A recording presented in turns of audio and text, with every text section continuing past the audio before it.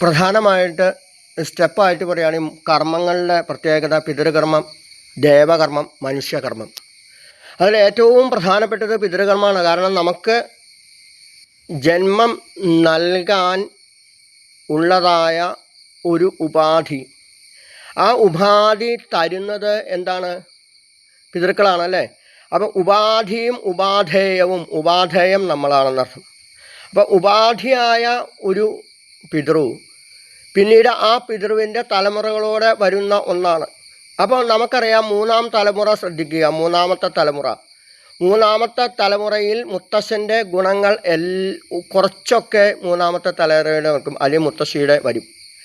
അതുപോലെ തന്നെ നമുക്കറിയാം, മൂന്നാമത്തെ തലമുറയുടെ കുട്ടികളുടെ, എൻ്റെ മുത്തശ്ശൻ്റെയൊക്കെ കാലിത്തിരി വളഞ്ഞായിരുന്നു, എൻ്റെ മോൻ്റെ കാലം വളഞ്ഞാൽ, എൻ്റെ ഇളയ അനിയൻ്റെ മോൻ്റെ കാലിത്തിരി വളഞ്ഞതാണ്. അപ്പം ശാരീരികമായ ഇതുപോലും എന്നുണ്ടാവും, സാമ്യതകൾ ധാരാളം ഉണ്ടാവും. അപ്പം നമുക്കറിയാം, യക്ഷിയമ്മയുടെ അനുഗ്രഹത്താൽ ലോകം മുഴുവൻ അറിയപ്പെടുന്നതായ വെൺമണി കുടുംബത്തിനെ അറിയാം. മൂന്നാമത്തെ തലമുറ അറിയപ്പെടുന്നു. ഇടയ്ക്കുള്ള തലമുറയുടെ പോയി വെൺമണി ഭവദാസ, വെൺമണി കൃഷ്ണേട്ടൻ, ഇവരൊക്കെ അറിയപ്പെടുന്നു.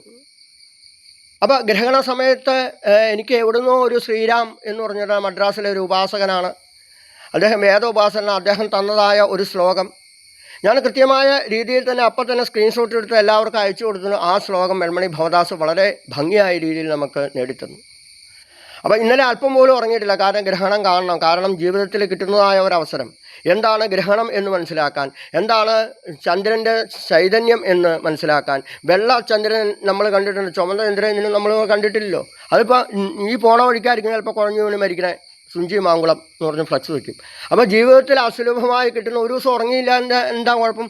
വളരെ ഭംഗിയായ രീതിയിൽ ചന്ദ്രഭഗവാനെ കണ്ടെങ്കിൽ. അപ്പോൾ സാത്വിക സ്വരൂപത്തിലുള്ള ചന്ദ്രഭഗവാൻ 12 വർഷം അല്ലെങ്കിൽ 13 വർഷത്തിൻ്റെ കൂടുമ്പോൾ ഒരിക്കൽ മാത്രം ചുമന്ന കളറായിത്തീരുന്നു, അത് രക്തവർണ്ണമായിത്തീരുന്നു. അപ്പോൾ അങ്ങനെ വല്ലോണം ചെയ്യേണ്ടതാണ് ശ്രാദ്ധകർമ്മങ്ങളെല്ലാം, പിതൃകർമ്മങ്ങളാണ് വല്ലോണം ചെയ്യുക എന്നർത്ഥം. എന്ന് വെച്ചാൽ അത് കൃത്യമായ സമയത്ത് കൃത്യമായ സമയം ഉള്ള റോ മെറ്റീരിയൽസ് ചെയ്യണം എന്നർത്ഥം. ശ്രാദ്ധ ദിവസം ശ്രാദ്ധം തന്നെ കൂട്ടണം, അങ്ങനെ പറ്റില്ല.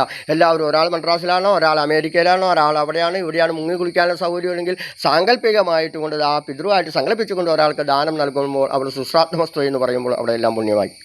അപ്പോൾ ഓരോ വർഷവും നമ്മുടെ പക്ക അനുസരിച്ച്, നാളനുസരിച്ച് 3 തലമുറകളിൽ മരിച്ചവരായ ശ്രാദ്ധം കൂട്ടുക തന്നെ വേണം. അത് ചേലാമറ്റത്ത് പോയി കഴിച്ചുകൊണ്ടോ അല്ലെങ്കിൽ വേറെ തിരുനെല്ലയിൽ പോയോ മുങ്ങിക്കുളിച്ചിട്ട് കാര്യമില്ല.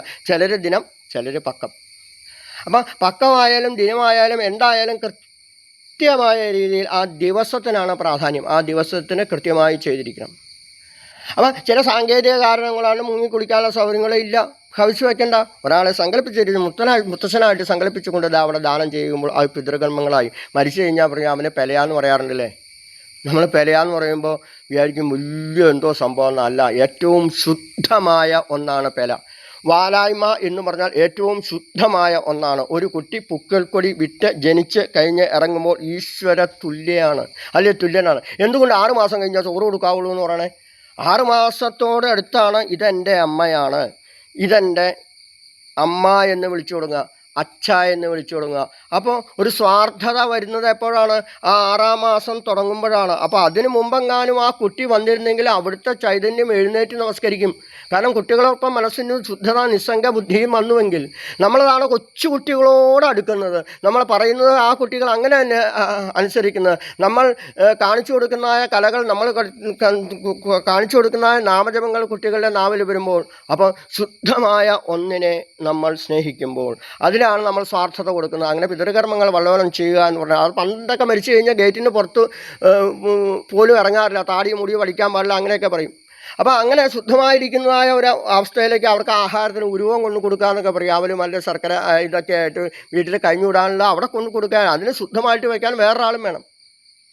അപ്പം അങ്ങനെ ഒരു ഒരു ഒരു ഒരു ഒരവിടെ നിൽക്കട്ടെ പിതൃകർമ്മം. ഇനിയോ ദേവകർമ്മം. ദേവകർമ്മം എന്ന് പറഞ്ഞാൽ പൂജ, നിത്യനിദാനങ്ങൾ ഉള്ളതായ പൂജ. ഒരുപാട് ഒരു തരി പോലും കൂട്ടേണ്ട, കൃത്യമായ ക്ഷേത്രങ്ങളിൽ നടക്കുന്നതായ നിത്യനിദാന കർമ്മങ്ങൾ. നിത്യനിദാനത്തിന് ഉപയോഗിക്കുന്ന വസ്തുക്കൾ അതേ പാത്രം വേണം, അതേ അളവ് വേണം. കൂട്ടിക്കഴിഞ്ഞാൽ പിറ്റേ ദിവസം സ്ഥലം മാറി വരുന്ന ഒരാൾ പിന്നീട് കഴിച്ചോളന്നില്ലല്ലോ. ഒരു മാല, ഒരു വിളക്ക്, ഒരു പിൻവിളക്ക്, 3 വിളക്ക് മതി. കൂട്ടി കൊണ്ടുവരരുത് ഒരിക്കലും. ഉള്ളത് കൊണ്ടു നടക്കാമെന്നർത്ഥം. നാളെ ആവാട്ടോ, നാളെ സ്പെഷ്യൽ വഴിപാട് വന്നാൽ കഴിക്കാം. അല്ലാതെ കൃത്യമായ രീതിയിൽ നിത്യനിദാനങ്ങളിൽ മാറ്റം വരുത്തിക്കഴിഞ്ഞാൽ, ആചാരങ്ങൾ ഉണ്ടാക്കിക്കഴിഞ്ഞാൽ, പുറമെ വലിയ പത്മോട്ടൊക്കെ പന്തൊക്കെ കൊത്തിച്ച് തർപ്പിച്ച് പൂവൊക്കെ തർപ്പിച്ച് അങ്ങനെയൊക്കെ ഉണ്ടാക്കി വെച്ചാലോ? അങ്ങനെയൊക്കെ ഉണ്ടാക്കി വെച്ചാൽ പ്രശ്നം വയ്ക്കുമ്പോൾ പറയും അടുത്ത വർഷം ആ സമയത്ത് നടത്തിയില്ല. നടത്തിച്ച ആൾക്ക് ദക്ഷിണയാൾക്ക് ജീവനക്കാർക്ക് അടക്കം ദോഷം വരും. അപ്പം 1 പിതൃകർമ്മം, 2 ദേവകർമ്മം, പിന്നെ മനുഷ്യകർമ്മം. ഇത് 3 തുല്യമാട്ടോ. എവിടെയെങ്കിലും നമ്മളിപ്പോൾ ഓണക്കാലത്ത് ഏകദേശം 45-50ഓളം കുട്ടികൾക്കടക്കം ഓരോർക്കും അർഹതപ്പെട്ടവർക്ക് കിറ്റ് എത്തിച്ചു കഴിഞ്ഞു. നമ്മളെങ്ങനെ സദ്യ ഉണ്ടോ അതേപോലെ തന്നെ അവർ സദ്യ ഉണ്ടു. നമ്മൾ പിറ്റേ ദിവസം പോലെ സദ്യ ഉണ്ടാകാൻ പറ്റില്ല. ഈ വരുന്ന 7 ദിവസവും 6 ദിവസവും അവർ സദ്യ ആയിട്ടാണ് ഉണ്ണുന്നത്.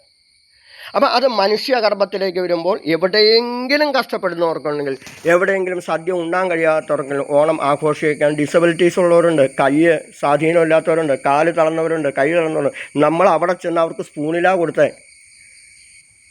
ഒന്ന് ആലോചിച്ച് നോക്കൂ. ഞാൻ ഓണം ഉണ്ടതിനേക്കാളും സന്തോഷമാണ് അവരുടെ കണ്ണ് നിറഞ്ഞ് കണ്ടപ്പോൾ. ഈശ്വരനെ ഭഗവാന് രാവിലെ അടയം ഒക്കെ നേദിക്കുമ്പോൾ തന്നെ അതേ തുല്യമാകെ തന്നെ അവരുടെ കണ്ണ് ആനന്ദത്തിൻ്റെ കണ്ണെറിഞ്ഞപ്പോൾ, കൈ സ്വാധീനമില്ല, വായു പോലും ശരിക്കും പറയാൻ കഴിയുന്ന കുറഞ്ഞ വായുകളാണ്. എന്നിരുന്നാലും തിരുമേനിന്ന് മുഴുവൻ പറയുന്നില്ല. അവർ ദൂരെ നിന്ന് വണ്ടി കണ്ടപ്പോൾ തന്നെ, എൻ്റെ വണ്ടിയല്ല കൂട്ടുകാരൻ്റെ വണ്ടിയല്ല, കണ്ടപ്പോൾ തന്നെ അവർ നമ്മളെ തിരിച്ചിറങ്ങലും ബുദ്ധിയില്ല എന്ന് പറയുന്നത് വെറുതെയാണ്. നമ്മളെക്കാളും ബുദ്ധി അവർക്കുണ്ട്. അപ്പോൾ ബോധമില്ല, ബുദ്ധിയില്ല എന്ന് പറഞ്ഞ്, അല്ലെങ്കിൽ ഡിസബിലിറ്റി ഉണ്ടെന്ന് പറഞ്ഞ് തഴയുന്ന കുട്ടികൾക്കാണ് ഏറ്റവും ബുദ്ധി. അവരെല്ലാം തിരിച്ചറിയുന്നുണ്ട്. അമ്മയെ തിരിച്ചറിയുന്നുണ്ട്, അച്ഛനെ തിരിച്ചറിയുന്നുണ്ട്, സഹോദരനെ തിരിച്ചറിയുന്നുണ്ട്, വിളക്ക് കത്തിക്കുന്ന സമയം തിരിച്ചറിയുന്നുണ്ട്. അല്ലെങ്കിൽ ഞാനും എൻ്റെ ഭായി വൈഫും കൂടെ ചിലയിടത്ത് ഇങ്ങനെ പോകാറുണ്ട്. അവരുടെ ബന്ധുക്കൾ വന്നാൽ ആ കുട്ടിക്ക് ഭയങ്കര ദേഷ്യമാണ്. ഞങ്ങൾ വന്നാൽ മടി കയറിയിരിക്കുന്നു, ഞങ്ങളെ കെട്ടിപ്പിടിക്കുന്നു, ഉമ്മ വയ്ക്കുന്നു, ഭസ്മം തൊടിയിക്കുന്നു, പരസ്പരം ഭസ്മം തൊടിക്കുന്നു, നമഃശിവായ ജപിക്കുന്നു. ആരുടെ പേര് ഞാൻ പറയുന്നില്ല, അത് പറയാൻ പാടില്ല. സ്വന്തം അനുഭവത്തിൽ നിന്നാണ് പറയുന്നത്. അപ്പോൾ ഈ കുട്ടികൾക്ക് ബുദ്ധിയില്ലാത്തതുകൊണ്ടല്ല, നമ്മളത് കണ്ടെത്താത്തതിൻ്റെ കുഴപ്പമാണ്. അപ്പോൾ എങ്ങനെ കണ്ടെത്തപ്പെടും എന്ന് ആലോചിക്കുമ്പോൾ തന്നെ പിതൃകർമ്മം, ദേവകർമ്മം, മനുഷ്യകർമ്മം എല്ലാം കൃത്യമായിട്ട് ആ ദിവസത്തിൽ തന്നെ നടത്തുമ്പോൾ ഓണക്കാലത്ത് നമ്മൾ കൊടുത്തതായ എല്ലാവരും അഭിമാനമല്ല, അഹങ്കാരമല്ല. കാരണം എന്തെങ്കിലും ഒരു യൂട്യൂബിലൂടെ എന്തെങ്കിലും നമ്മൾ അറിയിച്ചാൽ മാത്രമേ ആൾക്കാർ സഹകരിക്കുള്ളൂ. അതുകൊണ്ടാണ് അങ്ങനെയുള്ള വിഷു മുതലായ ആഘോഷങ്ങൾ, പെരുന്നാൾ, ബലിപ്പെരുന്നാളുകൾ, അതുപോലെ ക്രിസ്ത്യൻസിൻ്റേതായ മലയാറ്റൂർ യാത്രകൾ അടക്കം എല്ലാവർക്കും, ഇന്ന് ജൈനന്മാരുടെ ഉത്സവങ്ങൾക്കടക്കം, ബുദ്ധന്മാരുടെ ചടങ്ങുകൾക്കടക്കം ഒരു ദിവസമെങ്കിലും നമുക്ക് അവർക്ക് ആഹാരം എത്തിക്കാൻ സാധിക്കട്ടെ എന്ന് പ്രാർത്ഥിച്ചുകൊണ്ട് എല്ലാവർക്കും നല്ലൊരു ദിവസം നേർന്നുകൊണ്ട് ലോകത്തിൻ്റെ നെറുകയിൽ വിരാജിക്കുന്നതായ സ്വയംഭൂ മഹാദേവ ക്ഷേത്രം, അത്യപൂർവ ക്ഷേത്രം, ഒരു പാത്രത്തിൽ നിന്നും തന്നെ പാർവതി ദേവിക്ക് നേദിക്കുന്നതായ ലോകത്തിലെ വലിയ ഒരു ക്ഷേത്രം, ആ ക്ഷേത്രത്തിലേക്ക് സ്വാഗതം ചെയ്യുന്നു. പക്ഷേ അവിടുത്തെ തേവർ വിചാരിക്കണം, അവിടെ ഒരാൾ വന്ന് ഒരു ഫാമിലി വന്ന് തൊഴുതാമെന്ന്, ഞാൻ പേര് പറയുന്നില്ല, കഴിഞ്ഞ പ്രദോഷത്തിന് ഒരു ഫാമിലി വന്നിരുന്നു. അവർ നാമം ചോദിച്ചു. ഒരു ഫാമിലി വന്ന് തൊഴുതാൽ മതി ഒരു ക്ഷേത്രത്തിൽ. അവരുടെ പ്രാർത്ഥന കൊണ്ട് ആ ക്ഷേത്രം പുനരുദ്ധരിക്കപ്പെടും. എല്ലാ അർത്ഥത്തിലും ലോകത്തിൻ്റെ നെറുകയിൽ വിരാജിക്കപ്പെടും. എല്ലാവർക്കും നന്മ നിറഞ്ഞൊരുതായ ദിവസം നേരുന്നു. നമഃശിവായ. പാർവതീശ പാപനാശനാഹരേ.